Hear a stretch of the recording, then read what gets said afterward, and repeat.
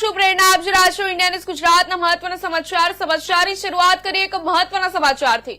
તો આગામી 3 કલાકમાં 12 જિલ્લામાં રેડ એલર્ટ જાહેર કરાયું છે સાબરકાંઠા અરવલ્લી મહીસાગર અને દાહોદમાં રેડ એલર્ટ ભાવનગર આણંદ ભરૂચમાં પણ રેડ એલર્ટ સુરત નવસારી વલસાડ તાપી ડાંગમાં પણ રેડ એલર્ટ જાહેર કરાયું મહત્વના સમાચાર તમને જણાવી દઈએ આગામી 3 કલાકમાં 12 જિલ્લામાં જાહેર કર્યું રેડ એલર્ટ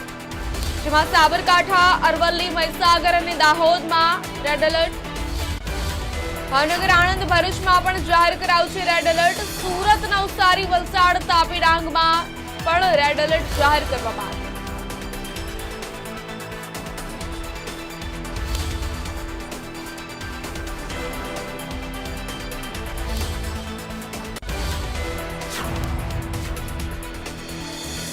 સમાચારમાં આગળ વાત કરીએ તો